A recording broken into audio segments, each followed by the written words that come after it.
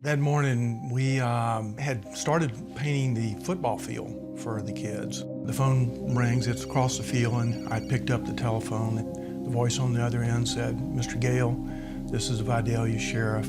You need to get down here immediately." And I could tell by the quiver in his voice that it had to be serious. And I could just feel the air coming out of my body. The Gale family of Lawrenceville, Georgia was a picture-perfect family. But that picture was shattered in the fall of 2003. Gip Gale had just started college when he and a friend went dove hunting one weekend. They heard a flock of birds in the distance, quickly picked up their 12-gauge shotguns, and took aim. His friend's gun went off at close range, hitting Gip in the side of the head. Richard and Beth Gale and their son Taylor got in their car to make the 5-hour trip from Atlanta to Savannah. We prayed the whole way, and we kept trying to get through to the hospital in Savannah, and no one would take our call. Finally, my dad, as a physician, was able to get through to the neurosurgeon, the chief neurosurgeon. He called us, and he said, "Your son is alive, but barely." He had just literally hundreds of pellets in his brain substance, and was initially had a very low Glasgow coma score. Was in and out of consciousness. I can remember all the way down there, hearing my wife calling everyone and saying, "Please pray for our son. Please pray for our son." Please was one of the only words we could utter out loud. Just please. In my head was, "God, please keep him alive, at least until we can get there." When the Gales finally reached the hospital, they realized it was as bad as they feared. Obviously, he was in acute condition, very swollen, very bruised, had bandages everywhere. He was kind of unrecognizable, you know, and as a 14-year-old kid, that scares you at first. They told us that Gip had just been given his last rites by the chaplain of the hospital. Well, hearing that made it very real. Gip survived the next few hours, but the doctors said if he lived, he'd likely be in a vegetative state for the rest of his life. I can remember looking at Richard and saying, "What are we even praying for now? If he does survive, it's going to be horrible. I don't want our child to suffer." And Richard looked at me and he grabbed me by the shoulders and he said, "We're praying for a miracle. That's what we're praying for."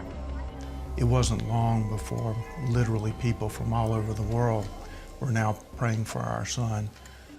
Gip spent the next 3 days in a coma. Then a nearly impossible thing happened. Gip opened his eyes and spoke. Gip's brain was destroyed and a large portion of it gone and filled with birdshot pellets.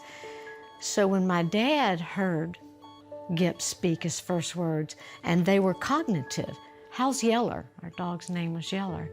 He just fell onto the side rails. He turned and he looked at us and he said, "You do realize we've all just witnessed a miracle." He just spoke with thought. Medicine cannot explain this. He was later transferred to the Shepherd Center in Atlanta.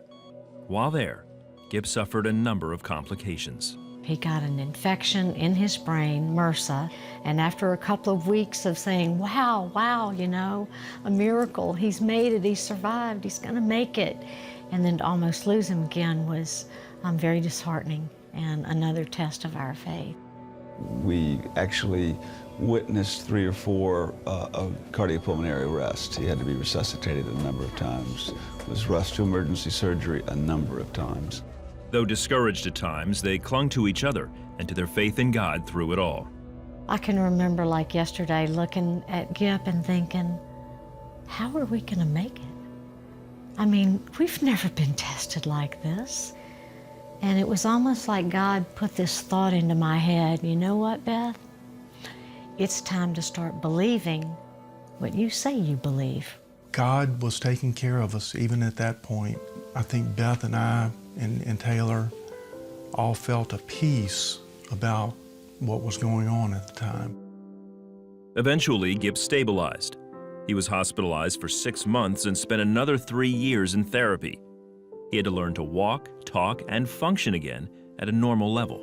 At the time, I didn't really wasn't really aware of how many people were praying for me, but I believe that's what really saved my life.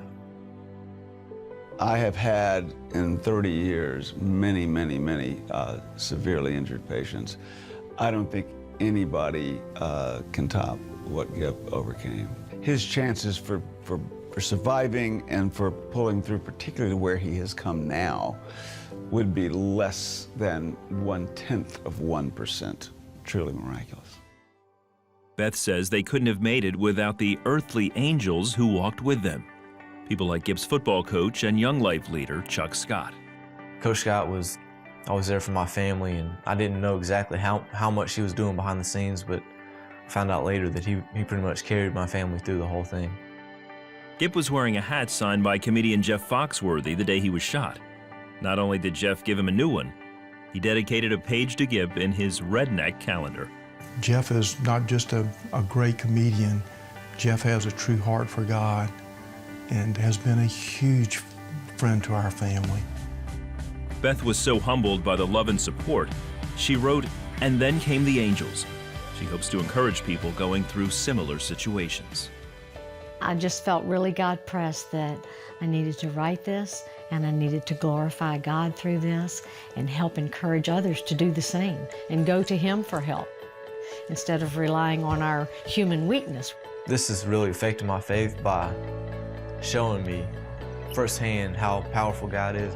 This was an impossible feat for me to go from being shot in the head to getting through college, graduating, going out and living on my own.